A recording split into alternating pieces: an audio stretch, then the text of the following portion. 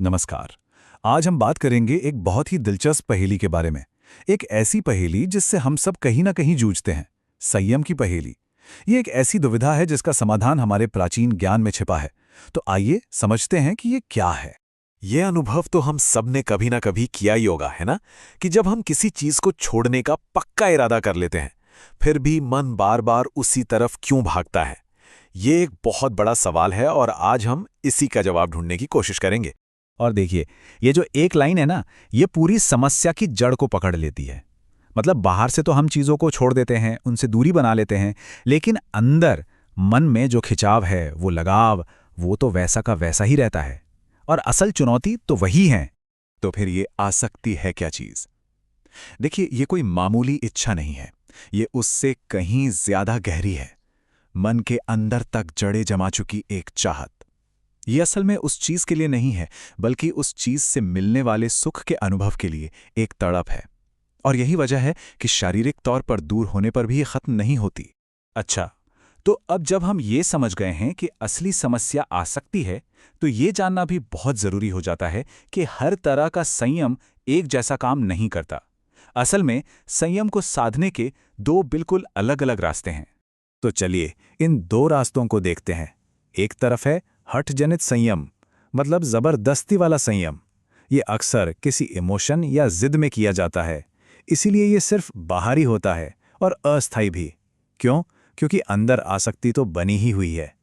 और दूसरी तरफ है विवेक जनित संयम। ये आता है गहरी समझ से, ज्ञान से। ये एक अंदरूनी बदलाव है, स्थायी बदलाव, जो आसक्ति को जड़ से ही खत्म कर देता है। इस हठ संयम को समझने के लिए एक बहुत अच्छा उदाहरण है। सोचिए, ये बिल्कुल वैसा ही है जैसे किसी तेज बहती नदी पर एक बांध बना दिया जाए। ऊपर से तो पानी रुक गया, सब शांत दिखता है, लेकिन अंदर ही अंदर पानी का दबाव बढ़ता रहता है। और फिर एक दिन वो बांध को तोड़कर और भी ज्यादा ताकत से बाहर आता है। हमारी दबाई हुई इच्छाएं भी ठीक इसी तरह काम करती हैं। तो सवाल ये उठता है कि अगर जबरदस्ती से बात नहीं बनती, तो फिर सही रास्ता क्या है? और जवाब है जबरदस्ती में नहीं, बल्कि ज्ञान में। एक ऐसा समाधान जो सिर्फ ऊपर ऊपर काम नहीं करता, बल्कि समस्या की जड़ तक जाता है। और ये शायद सबसे ज़रूरी बात है समझने वाली। असली और स्थायी समाधान इच्छाओं से लड़ने में, उन्हें दबाने में नहीं है, बल्कि उनसे ऊपर उठ जाने में है। मतलब अपनी चेतना को एक ऐसे ऊंचे स्तर पर ले जाना जहां ये छोटी मोटी दुनियावी इच्छाएं अपने आप ही बेमानी लगने लगें, फीकी पड़ जाएं। अच्छा, तो ये होगा कैसे? इसकी प्रक्रिया क्या है? देखिए, पहला कदम है आत्म अनुभूति। फिर आता है उस परम तत्व का अनुभव। जब ये होता है तो एक ऐसे परमानंद का अनुभव होता है जिसके सामने दुनिया के सारे सुख बहुत छोटे लगने लगते हैं। और फिर जो होता है वो कमाल है। जो निचली आसक्तियां होती है ना, उन्हें जबरदस्ती छोड़ना ही नहीं पड़ता। वो तो अपने आप ही छूट जाती हैं, बिल्कुल स्वाभाविक रूप से। और जिस व्यक्ति को यह अवस्था प्राप्त हो जाती है, उसे ही स्थित प्रज्ञ कहते हैं। मतलब वो जिसकी बुद्धि स्थिर हो चुकी है।